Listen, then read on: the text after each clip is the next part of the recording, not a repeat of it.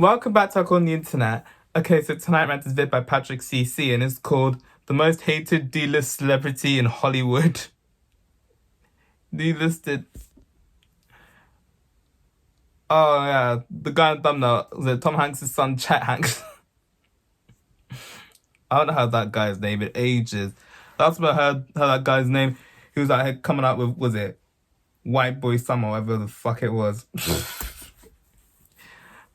Gave me a good laugh when I was scrolling through Instagram and I just saw that shit. I was like, what is this rubbish? But yeah.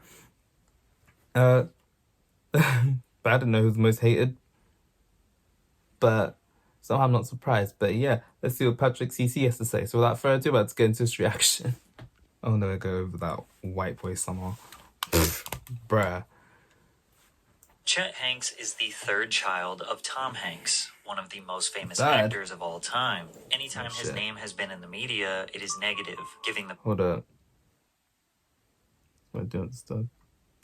Yeah. perception that he is the black sheep of the family. Let me go back real Chet quick. Hanks is the third child of Tom Hanks, one of the most famous actors of all time. Anytime his name has been in the media, it is negative, giving the perception that he... Chet Hanks made controversies from his Jamaican accent. Not Jamaican, Jafaican. To cocaine addiction abuse. Bro. is the black sheep of the family. Tom has consistently maintained a positive and wholesome image, which has endeared him to audiences worldwide. Many people refer to him as America's dad. However, the actual son of the perceived down-to-earth actor says things were not as good as they seemed. This became abundantly clear when in November of 2014, Chet revealed that he underwent treatment for cocaine addiction. This was the first time Chet made headlines. Quite the introduction. People wondered how a child raised in the same home as Tom Hanks took such a dark path. I've been struggling with substance abuse since I was 16 years old. Finally, at the age of 24, I decided to get some help. With 50 days of sobriety under my belt, I can honestly say I'm the happiest I've ever been. Chet said that his parents were very supportive and helpful towards him overcoming his problems. People sympathized with Chet for being so open regarding his addiction. However, just a few months later, he posted an Instagram photo that would change people's minds about him. Chet uploaded a photo of him holding two guns with a caption that reads, "Check out the song me and my N-word chill that dude just dropped on SoundCloud. Juice, link in bio."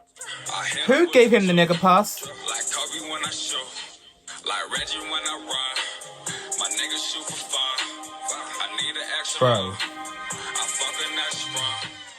Most people had no idea Chet was an aspiring rapper, and they were not fond of his use of the N-word. Chet claims that music is the first outlet he used to express himself when he was 15. First things first, man. You know what he is? He's one of them. You know what I think?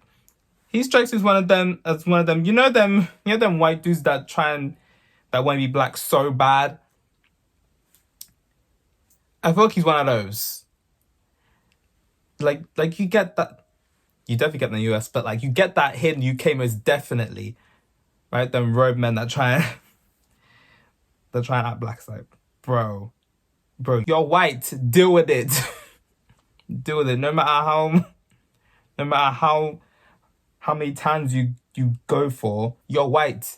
Nothing's ever gonna change that. You're not, bro. And let me continue. Talking about the hearse. I got mad gifts, but this verse about the curse. Or when life stops and the good times cease, D-Breeze Aunt and Dice Grandma rest in peace. That was the first verse I ever wrote. However, he didn't record or release music until he became a student at Northwestern University in 2011. Recording White and Purple under the alias Chet Hayes, this song was a remix of Wiz Khalifa's Black and Yellow, with the lyrics changed in reference to his school colors. He also dropped a few other club-style songs to show his versatility.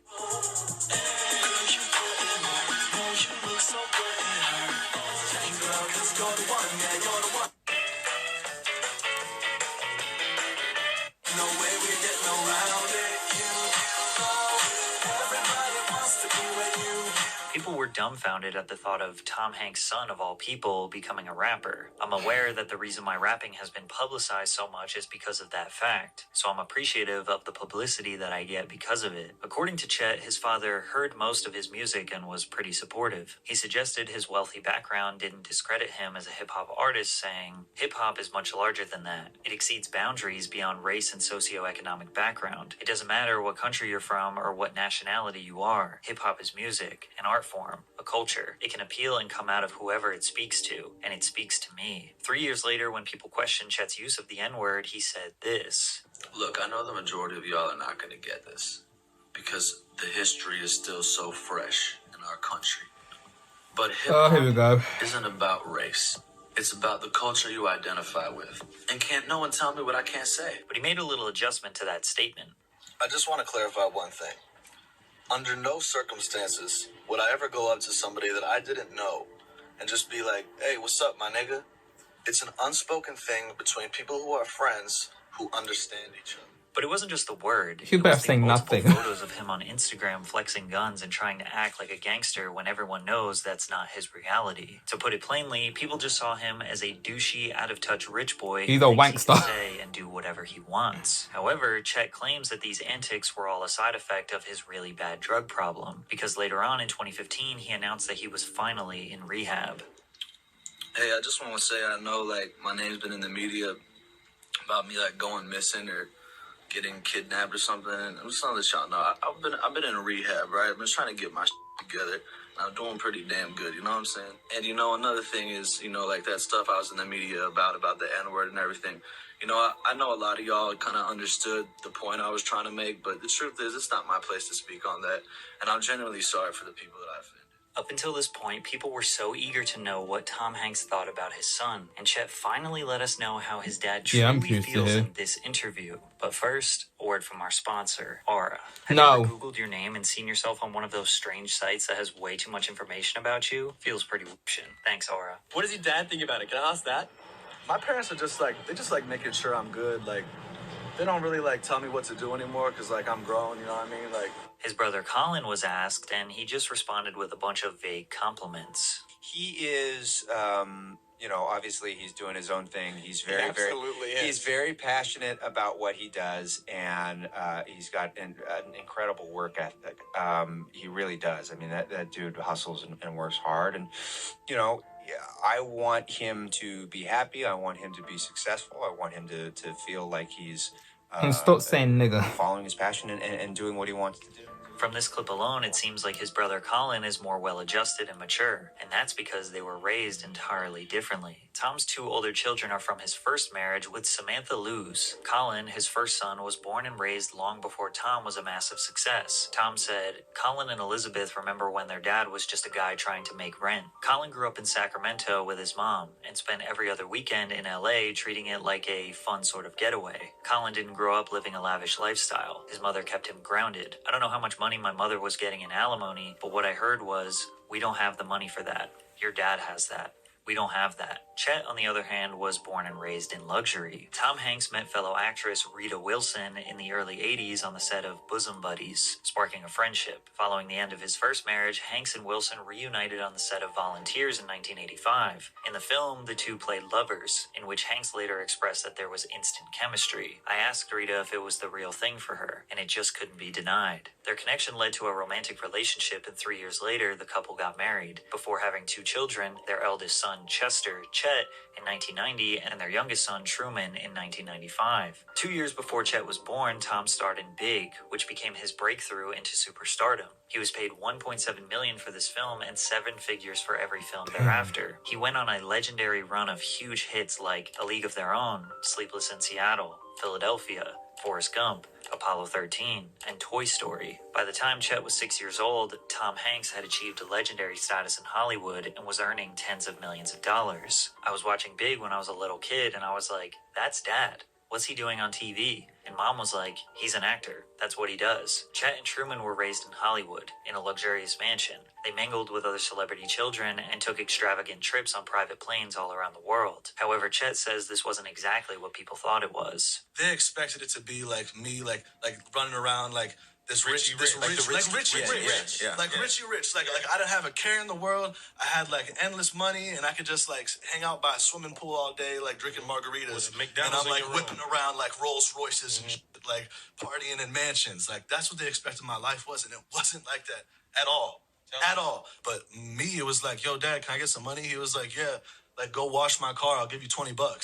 Wow. You know what I mean? Like, it wasn't like that. Like, it wasn't like that. Like, not only did they not spoil me, but they went to, like, far lengths to make sure, like, that I was, like, as normal as possible. Chet swears he wasn't spoiled and had to work for everything he has. However, people had a preconceived notion that he was a rich brat, automatically awful. disliking him. But the people that were nice to him, he felt that it was only because he was the son of Tom Hanks. Either way, Chet felt like the entire world was against him. His rebellion was smoking weed, listening to rap music, and being the antithesis of his father. When his parents caught him, they didn't discipline him themselves. Instead, they sent him away to a wilderness program for troubled teens. Second Nature Entrada was a troubled teen therapy program located in Santa Clara, Utah. Wilderness therapy programs are a major part of the multi-billion-dollar troubled teen industry, which also includes therapeutic boarding schools and residential treatment centers. These programs are designed for adolescents struggling with issues like drug dependency,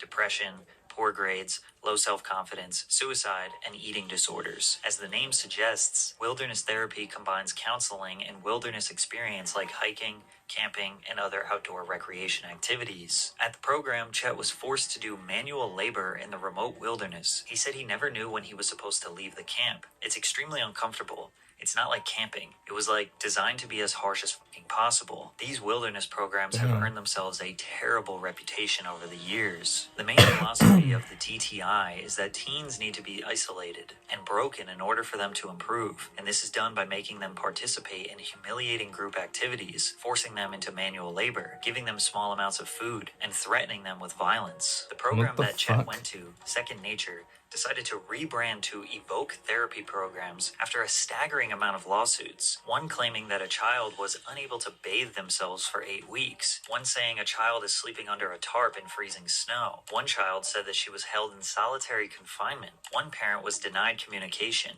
She didn't even know if her child was alive. There is a very extensive record of horrific complaints about Second Nature and every other wilderness therapy program in the United States. Chet said this program did not do any good for him. He wanted to go harder, party harder, do harder drugs to make up for lost time. He spiraled for years. It sounds like Beyond Scared Straight, and how that one backfired.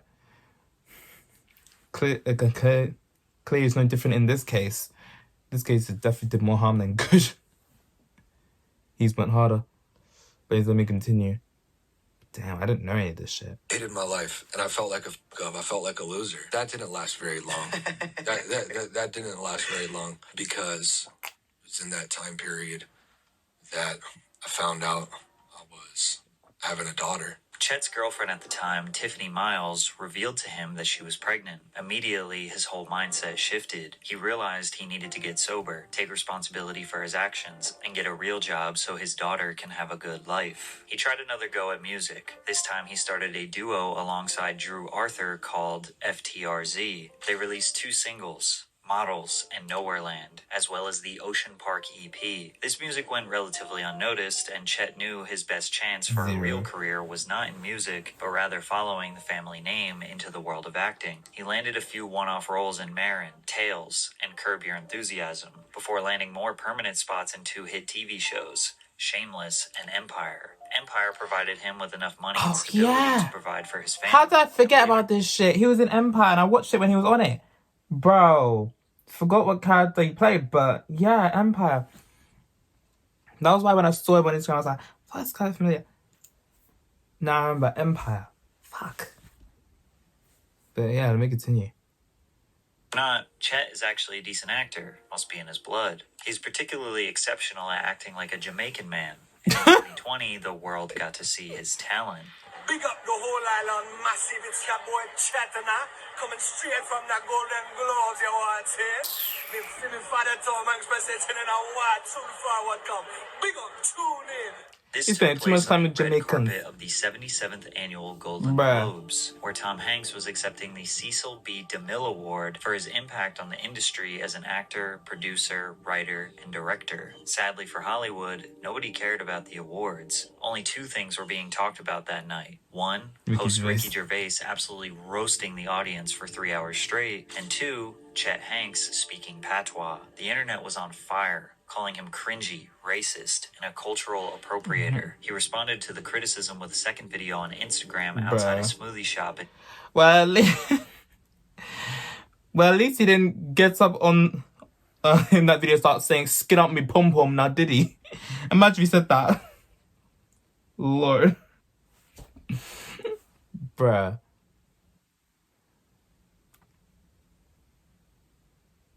Some film speaking outside the Golden Globes. Internet is baffled. The internet was on fire, calling him cringy, racist, and a cultural... Okay, what is that? All of a sudden, the patois is gone. Chet Hanks is back to speaking perfect English and defending. Bruh. appropriator. He responded to the criticism with a second video on Instagram outside a smoothie shop in LA. Guy doesn't do himself any favors. We're out to Kingston. We wake up this morning and Oh, sausage. internet gone mad. Respect, you don't know. The soon forward I got. Shut up, you pussy clat. Chet was loving the attention, and he kept feeding into the memes. Despite the outrage, many native Jamaicans thought it was hilarious and were not angry.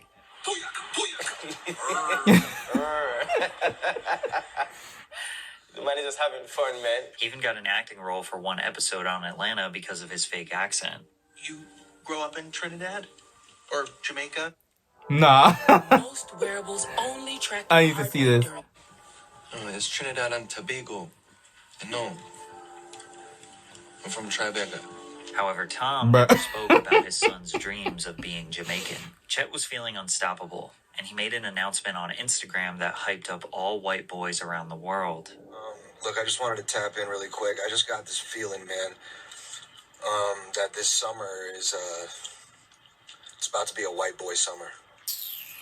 You know, take it how you want. I'm not talking about like Trump, NASCAR type white. I'm talking about, me, John B., Jack Harlow type white boy summer. You know what I mean? Let me know if you guys can vibe with that. In the caption, he urged people to tag a real Vanilla King in the comments. A lot of people, particularly white boys, thought this was hilarious as Chet was playing off Megan Thee Stallion's 2019 hit, Hot Girl Summer. Others took offense to the phrase, especially since Chet had already garnered criticism for appropriating black culture in the past. In a video posted a few days later, Chet clarified, "You know what's not white boy summer? Is having any ill will or prejudice towards anybody from a different background, race, walk of life than you." Chet capitalized on the controversy by releasing a song, which is his most successful song of all time, as well as releasing a line of merchandise, which included hoodies, t-shirts, shorts, tank tops, leggings, They made a caps, lot of bank off bike this shorts. shit. However, further controversy ensued after people called out the Gothic-style font placed on the merchandise as it resembled a font used by white nationalists. He also launched shit. a line of Black Queen Summer merchandise using the same font.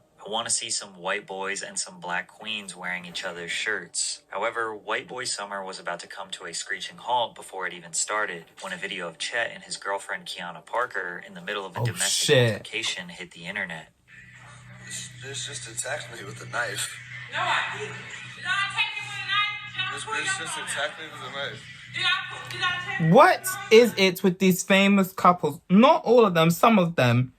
They get into a domestic and they go right on social media. They're on IG Live, fighting each other on IG Live and shit. Like, bro. Sort this out in-house. And damn, this shit looks toxic as hell, bruh. No.